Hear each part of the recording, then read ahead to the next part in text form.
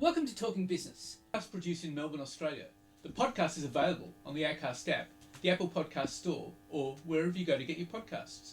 Or you can get it at the Business Acumen website at www.businessacumen.biz. I am Leon Gettler. My job is to review and monitor the week's news in business, finance and economics. I bring it all to you every week. This is episode number 8 in our series for 2022, and today's date is Friday, March the 25th.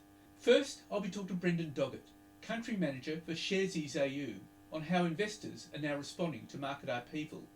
And I'll be talking to Indeed economist Callum Pickering about the latest jobs figures. But now let's talk to Brendan Doggett.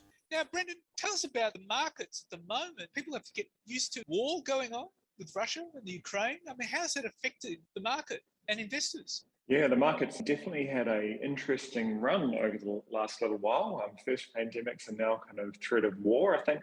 But the one thing is the markets are resilient, but the markets don't like uncertainty. So anything to do with kind of geopolitical stuff puts a bit of a scare in the markets. Also impacts consumer sentiment, which, people just don't want to get trading. The prices are going all over the place, but it's impacting commodities, oil, tech companies, airlines and all that sort of stuff. So it really is like an amazing combination of kind of external forces playing out for us right now. Yes, indeed. And the question is, are there any safe havens? Yeah, good question. I would say there aren't really any safe havens apart from good old fashioned investing in an ETF, which tracks an index over time. That's been seen as quite a good way to grow your wealth fairly conservatively. I think the ASIC 200 over 10 years has kind of returned about 9%, including dividends. So you park your cash in there and that's a nice little safety thing. I think there's lots of uncertainty. We've had a bit of a bounce in the market today, but what is a safe haven? It's kind of, there are some speculative stocks that you can kind of look at, but for my money, it's like park it in an ETF and kind of let the market do its magic. That's quite extraordinary, and so it's very unsafe for investors, isn't it? Very insecure. Yeah. I'd say I think the markets over time have gone up and down continuously. I think if you kind of look back to the world wars, there's been 50 odd kind of market corrections which go up and down. If you buy continuously over that time, then it's all good.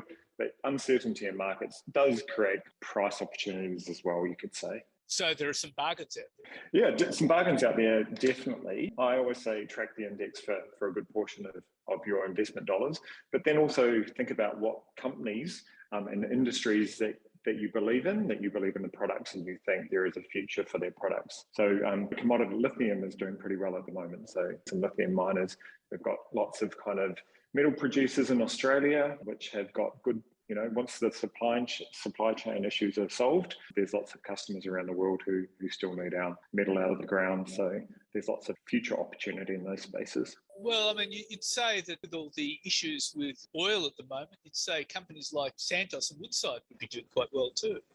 Yeah, and we see, our investor base kind of getting into those sorts of things. Look, reading about getting interested in what's going around the world and thinking, what things do people need? And Russia is a big producer of oil and gas, including kind of wheat and other food commodities. So people need to eat, people need to put fuel in vehicles. There's always going to be demand for that. And so, but what's interesting, is, we've had, last year we had all this stuff, or since 2020, we've had all this stuff with COVID affecting markets. Now we seem to be getting used to COVID or dealing with it, and now we've got with geopolitical stuff happening. And so this is just mind-boggling for investors. Yeah, it absolutely is. And particularly, Sharesies is all about making people feel more confident in investing and giving them information. So when people get into the market for the first time and all of a sudden, COVID's happened, geopolitical issues, inflation, interest rates, all these really complicated things coming together, people get worried. Money's a very personal thing. People don't want to make mistakes. People want to usually get good returns, but the markets do go up and down. So we see platforms like Sharesies have a very important role to kind of talk to people about that. The market has a cycle. There are ups and downs. The idea about buying regularly over time and dollar cost averaging is just that. You get the peaks and you get the dips, and over time that evens out. But we've really focused on kind of that education content and communicating with investors a lot, saying, remember why you invested in the first place, that you're looking at a 10 plus year horizon. Things go up and down. Just fear is part of the market, but just learn from that And you don't lose money until you sell. So that's an important thing that people need to remember when they're staring at that negative 2%, 3%, 4% and thinking about it. It's like, well, if you need the money, you can sell, but that's the only time you actually make a loss, when you sell. Well, the interesting thing is, how does Sharesies actually deal with this with the investors? How do you talk to them? I mean, what communications channels do you use? Yeah, like in the past, I think a traditional kind of stockbroking relationship was a little bit less communicative, but now we're set up very digitally, and obviously we have everyone's mobile numbers and emails so we can communicate them regularly. We do 3 times a week newsletters, as well as Instagram and Facebook, a very, very easy way to reach our customer base. And so you can put up snippets of information in there and kind of helpful hints, give people a little bit of reassurance, and then can point them in the direction of other educational and knowledge information. Okay, so it's basically your communication is digital mostly. Absolutely. Okay, so how are investors reacting to all that volatility? Yeah, so we definitely have been looking at the data, and it's still over 90% of our trades are buys. So we've got very little people selling activity, which is great. And people we have surveyed recently are overwhelmingly in it for the long term, with an investment horizon of over 10 years. So we've seen almost no panic buying. Some of our comments into our investor care team and through our social media, just about people reassuring each other, not people panicking and thinking, this is a horrible situation. Remembering back when COVID kind of first hit 2 years ago, there was a very big dip straight away. So this choppiness of the market, people are also becoming accustomed to it. And over time, as we know, the markets do it quite often. So people have got used to that as well. Yeah, I think used to it. And actually, people understand that the markets go up and down, but it's not always one way. And volatility is, lots of people brought in when the market was on sale basically during COVID. So they realized that ups and downs occur, and sometimes the downtimes are actually the opportunity. The markets are the only place when it's on sale, people start getting running away from it. Whereas, if the local supermarket's on sale, people will go. So that psychology is actually changing, I think, as kind of we democratize investing. So who is your base? Yeah. So we, we're a digital first app, which is no jargon and easy to enter. So we skew younger. So the majority of our customer base would kind of be between 25 and 45, but we have people from 18 to 90 using the platform. It's quite easy to use, and people just feel comfortable with that and like the education content. But that big base is kind of the 25 to 45-year-olds. And we're at the moment about 58% female and the rest male. That's interesting, 58% female. Yeah. How do you explain that? I think it's all about how we started off Sharesies, which was like breaking down barriers and confidence to become an investor. So when we first started off in New Zealand, I think the typical profile of an investor was, an older person living in a capital city who'd been in the finance industry for a while and already had a decent amount of income. So everything we've done has been to break down those barriers. So I think that really speaks to people who've just never invested before.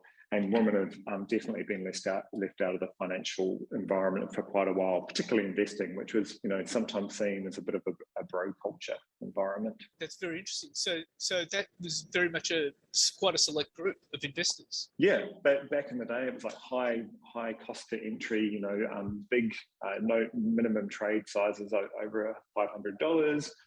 You needed to sign off on your risk profile that you'd invested before, you knew what you're doing, and then kind of put in big amounts of funds based on where do you get your research from. That was also kind of a closed shop. The $64 question is, do female investors react differently than male investors? I think that is an interesting question. And from our data, it's pretty much like just a way of thinking about investing. So people who haven't done it before are really involved in doing the research, making sure they're diversified and interested in that.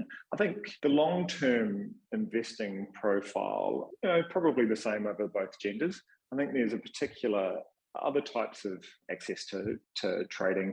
Some of the apps are more kind of Wolf of Wall Street or trading kind of behavior, and they might approach a different type of investing, so you're day trading or something like that. Whereas our platform is really about long-term wealth development. So that kind of attracts people who are in it for the long term, investing regularly, interested in the diversification and kind of research. So I think that kind of attracts the customer base rather than by gender. So you're not really catering for day traders?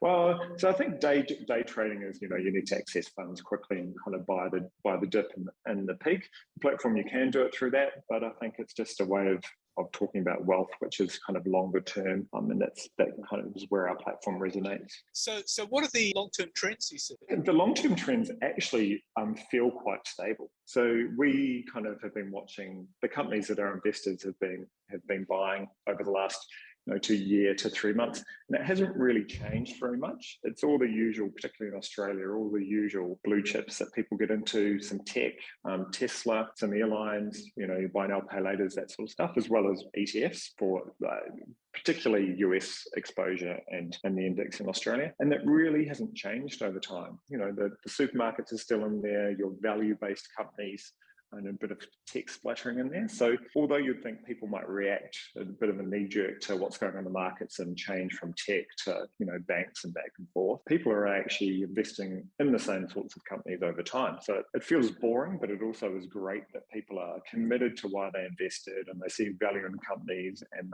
they're following names that they know and they can easily kind of research. Okay, well, that'll be fascinating to watch. And look, thank you very much for your time. Thank you for yours. And now let's talk to Indeed economist Callum Pickering. Callum, the latest unemployment figures are very good. They're down to 4%. We haven't been there since February 2008. Incredible sort of labour market figures. Like you said, we haven't seen an unemployment rate of 4% in 14 years. The labour market has strengthened considerably. Over the past 12 months, it's rebounded really quickly from the Delta-related restrictions that we had late last year. This was a labour market report that had very few weak points at all. We're seeing very strong employment growth. We're seeing very strong full-time employment growth, and that's translating into the tightest labour market that Australia has seen since at least 2008. And I think it is very likely that we will see an unemployment rate beginning with a 3, potentially as soon as next month. So this is a very exciting labour market right now. What's driving that? Well, it's mostly been driven by the tens of billions of dollars injected into the economy throughout the pandemic, through policies such as JobKeeper. Now, those policies kept the economy afloat during those lockdown periods, but a lot of that money is still flowing throughout the economy. And what that has done is it has created incredible demand for goods and services, and that's underpinned the strong employment growth that has driven the unemployment rate down to this 14-year low. Okay, so was it there a lot of full-time work being created? Yeah, absolutely. In February, full-time employment increased by around 120,000, which is an outstanding result. Full-time employment has accounted for a little over 90% of all jobs created over the past 12 months. And we're talking about employment growth of about almost 400,000 over the past 12 months. So that's an outstanding result. And what that basically means is that the economy is not just creating jobs. It's not just creating part-time or casual or freelance types jobs. It's creating full-time, high-paying opportunities that is meeting the needs of workers. And a consequence of that is that the rate of underemployment in Australia is also now at a 14-year low of 6.6%, compared with a high 8% range that we were at before the pandemic began. So more people are finding work and more people are finding the hours that they want. I noticed that female unemployment has dropped to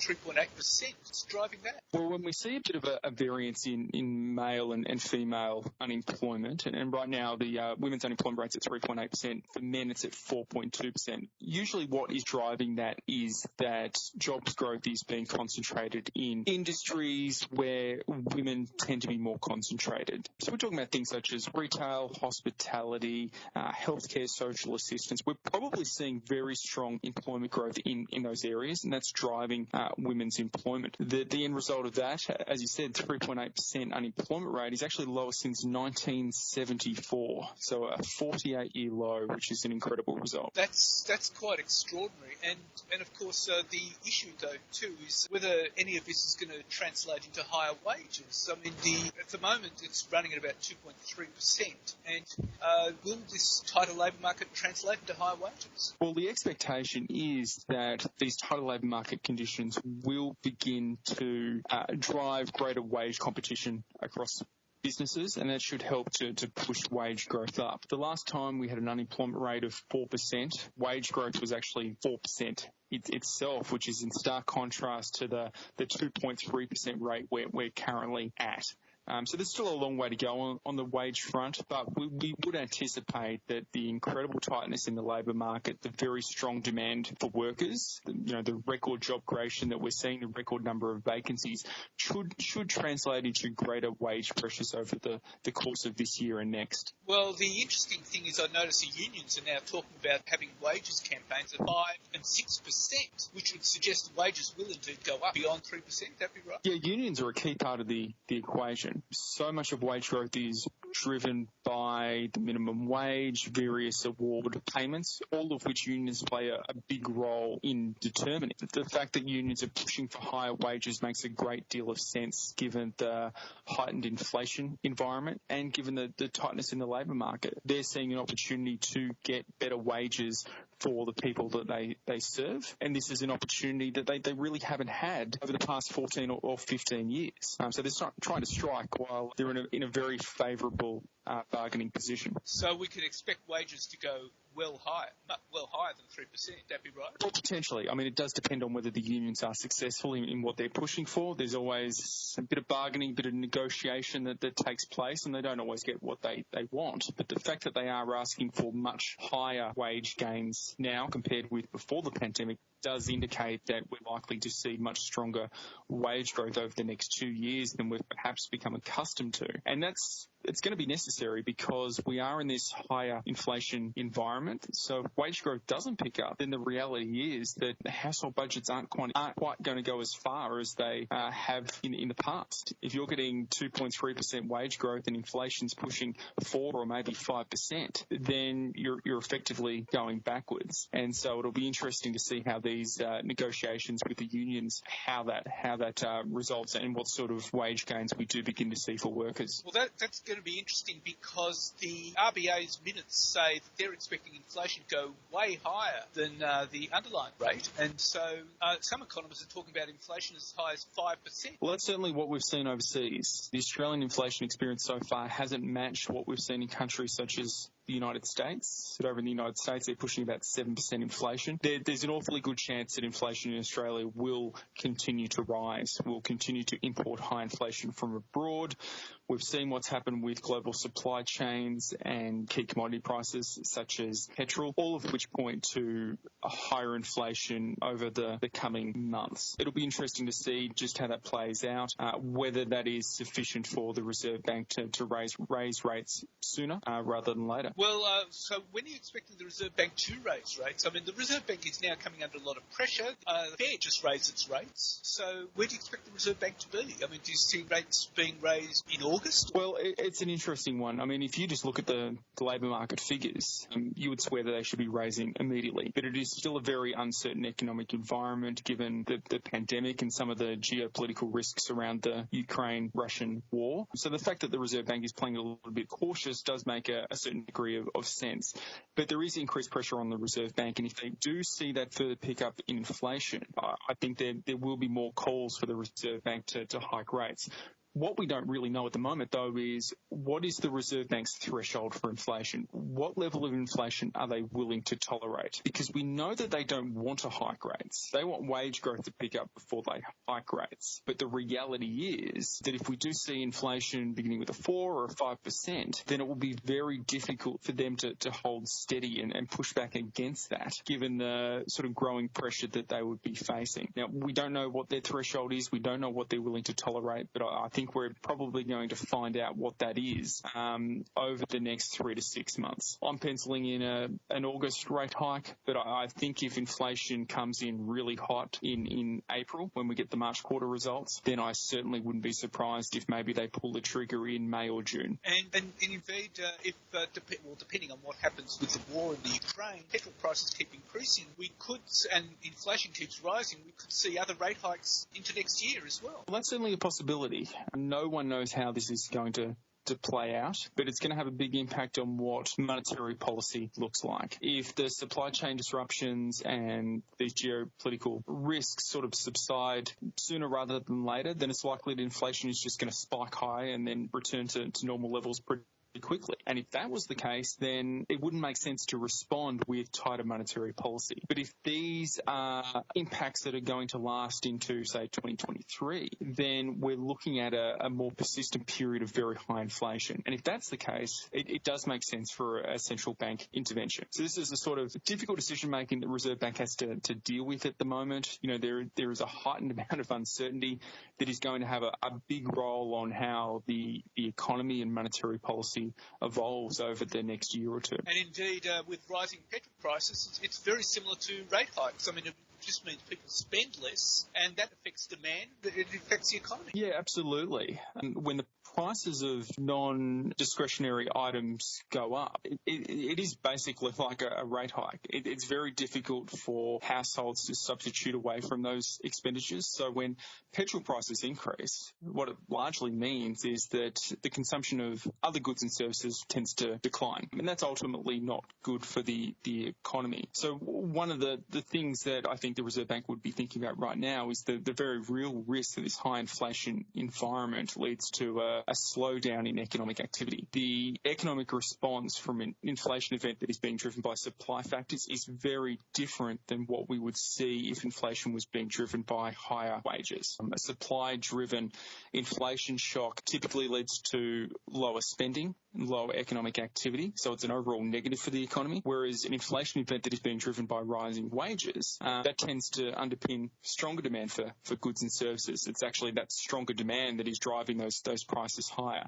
So it's a very different dynamic, and the Reserve Bank would obviously be well aware of sort of the risks that they face in increasing rates in that environment, because that is only going to increase the pressure on household budgets, which are already being pushed pretty heavily by what we're seeing with increases in petrol prices and other commodities. Well, Callum, that's all very important. Thank you very much for your time. Thank you, Leon. So what's happening in the news? Well, as prices of basic foodstuffs and fertilisers continue to surge, economists are increasingly concerned that Russia's invasion of Ukraine could spark a vicious wage price spiral that will force central banks into more aggressive interest rate rises. The conflict has plunged the global food market into disarray, as Russia and Ukraine are key exporters of foodstuffs such as wheat, corn, barley and sunflower oil. Over the past 5 years, the two countries together have accounted for nearly 30% of the exports of the world's wheat, 17% of corn, 32% of barley, a crucial source of animal feed, and 75% of sunflower seed oil,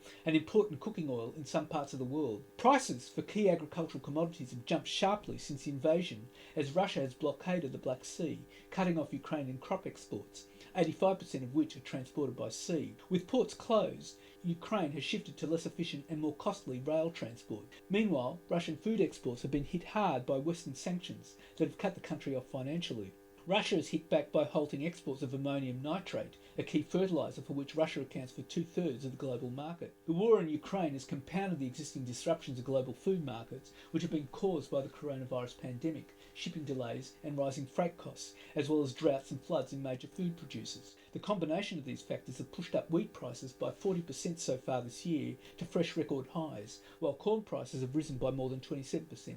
There are also growing fears that this food inflation will persist, as the ongoing war in the Ukraine makes it unlikely that more than 1/3 of Ukraine's cropland will be planted this year, given the country's farmers face shortages of fuel, fertiliser and even labour as farm workers quit to join the Ukrainian Defence Forces or to leave the country. Because grain is used for animal feed, surging prices are also pushing up the price of meat and milk. Food inflation is also being stoked by the surging price of oil, which is crucial for food packaging and transportation.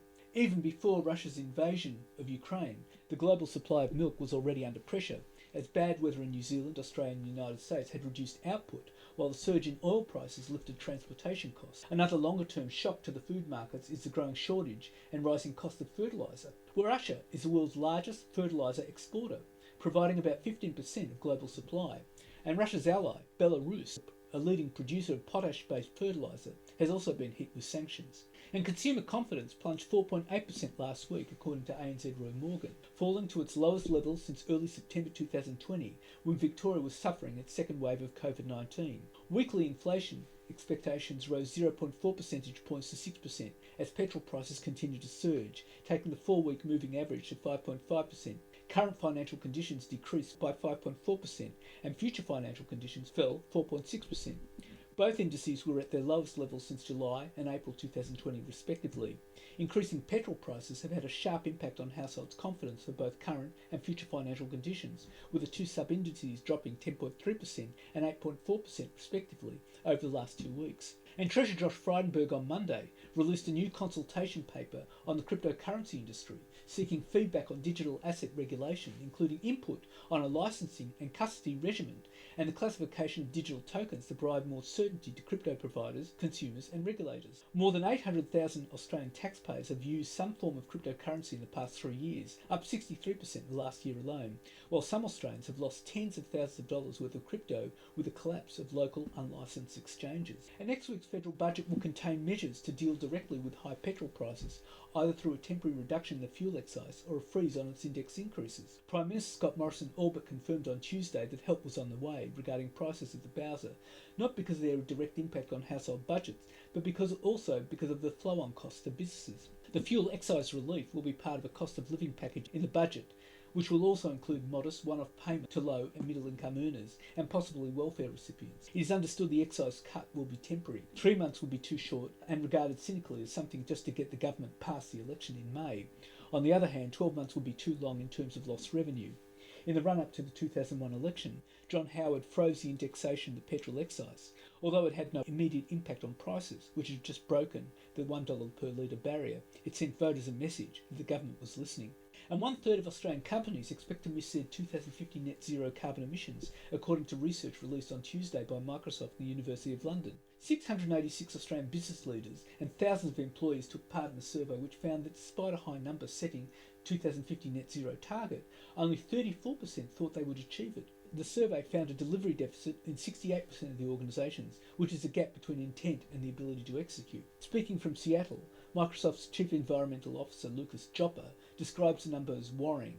The survey finds that Aussie companies were strong adopters of renewable energy and sustainable supply chains, but lagged in tech innovation, decarbonisation, funding, skills and natural capital accounting. In Australia, the world's largest exporter of alumina announced a ban on shipments to Russia in a move that will add further pressure on aluminium giant United Co. Rusal International PJSC. Australia accounts for nearly 20% of Russia's supply of alumina, the government said on Sunday.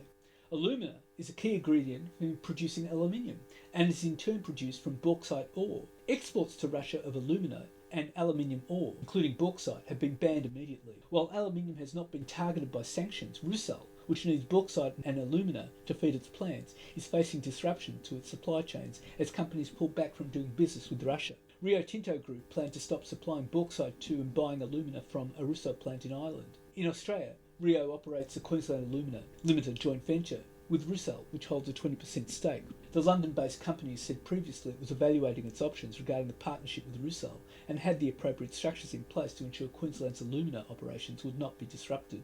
And the strength of post-pandemic economic recovery will bring a $30 billion improvement to the budget bottom line this year, but whoever wins the federal election in May will face 15 years of deficits and need to find savings of $40 billion a year in the next few years. The surge in global commodity prices, including iron ore, coal and gas, will add about $45 billion in additional revenue, supporting an $87.6 billion improvement over the 4-year forward estimates. The budget will still contain cumulative deficits of more than $250 billion and spending at a historically 26% of GDP, according to Deloitte budget economist Chris Richardson, and that is before likely new spending on defence, aged care and the National Disability Insurance Scheme. Mr Richardson said savings of $40 billion a year by 2026 could easily be achieved without weighing too much on economic growth, in part because it could offset the need for interest rate rises in the future. Analysis by PwC Australia Chief Economist Jeremy Thorpe puts the upcoming budget improvement at just $20 billion in 2021-22, but he forecasts cash deficits for at least another 15 years out to 2036-37. Russia's invasion of Ukraine, while driving up the cost of oil and hitting households at the petrol pump, has forced the price for key Australian exports, including coal and gas, higher, while iron ore is also elevated. The prices for thermal and metallurgical coal are more than 50% and 60% higher than previous records, while iron ore north of US $130, that's 175 Aussie a tonne, is well above the budget forecast of US $67.50. And scammers have become more sophisticated in duping an increasing number of Australians who lost more than $38 million last month after falling victim to fraudulent schemes ranging from investments to romance.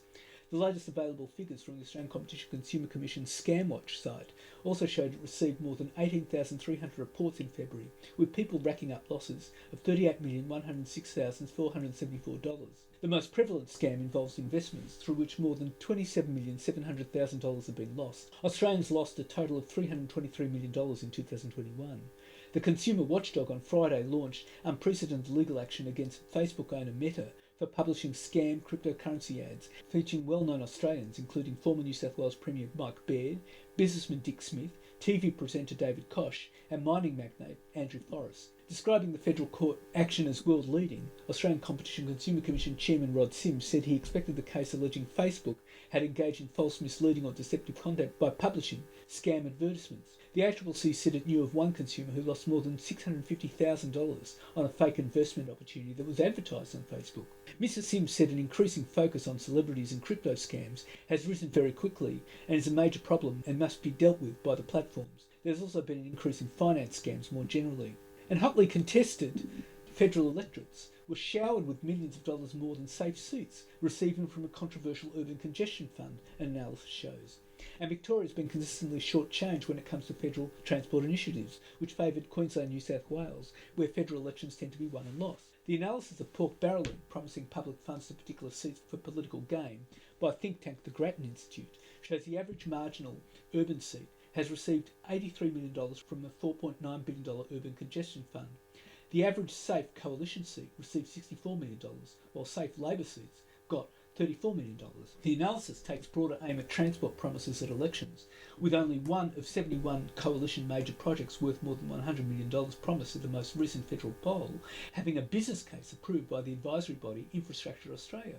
Labor was little better, with just 2 business cases out of 61 mega projects promised, and its transport spending promises were worth more. And thousands of workers are set to have their pay rises jump to 5% or more this year because of CPI-linked agreements that could shake up years of stagnant wage growth. About 30 blue-collar enterprise agreements approved in the past 6 months are underpinned by inflation guarantees, including for major logistics companies such as Global Express and Australia Post StarTrack, as well as employers in manufacturing, food, maintenance, construction materials and energy sectors. Most of the pay deals will automatically pass on the CPI rate recorded for this June quarter, which is forecast to spike at 5% or more due to rising commodity prices following Russia's invasion of Ukraine.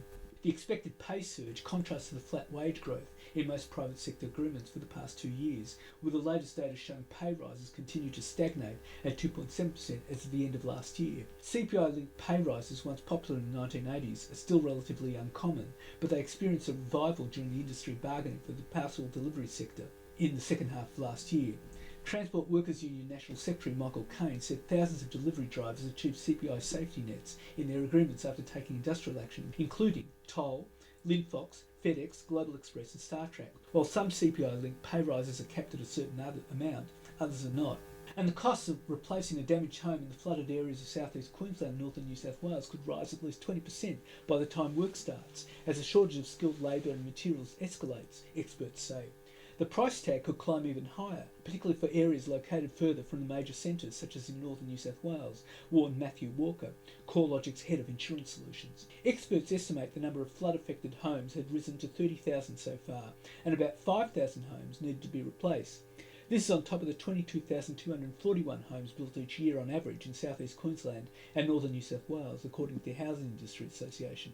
And influencers have been warned that they must comply with financial services law or risk substantial penalties, and they should think carefully about their content. ASIC has issued an information sheet setting out expectations for social media influencers discussing financial products and services. A survey the regulator conducted last year found that 33% of 18 to 21-year-olds follow at least one financial influencer on social media, and 64% reported changing at least one of their financial behaviours as a result of following an influencer. The information sheet says information presented in a way that conveys a recommendation would be considered financial product advice, in which case the influencer would need an Australian Financial Services licence. A social media post saying something like, "I'm going to share with you 5 long-term stocks that will do well which you should buy and hold," would likely be considered financial product advice. Any misleading conduct would be a breach of the law. In this context, a misleading statement is one that cannot be substantiated. And Energy Minister Angus Taylor will accelerate its 7 fossil fuel projects despite the UN chief describing such a move as madness while naming and shaming our measly climate action. Taylor says skyrocketing gas prices in Europe, up 300% at the moment as Russia supplies about a third of its needs, prompted him to fast-track grants to the local gas projects in Queensland, New South Wales and Victoria, saying Europe was a warning for us. It's part of a $50 million funding boost for the industry. It comes as UN Secretary-General Antonio Guterres slammed Australia at a London climate summit, saying a growing number of G20 developed economies have announced meaningful emissions reductions by 2030, with a handful of holdouts such as Australia. Ouch! The Climate Council said it's very unusual to see Guterres call out a country by name. The UN chief continued that it would be mutually assured destruction if countries turned to fossil fuels like coal or gas to patch up the gas caused by Russia's invasion. And that's it for this week. And next week I'll be talking to Andy Thiss, head of Anaplan ANZ. Anaplan is a planning software company used by leading ANZ enterprises across CPG, retail, finance and healthcare to help these companies better plan for the future. And I'll be talking to Rabobank economist Michael Every about the impact of the Russian invasion of Ukraine on the global economy. In the meantime, you can catch me on Facebook, Twitter, Instagram and LinkedIn. And if you want, leave a comment. Wishing you all a safe and healthy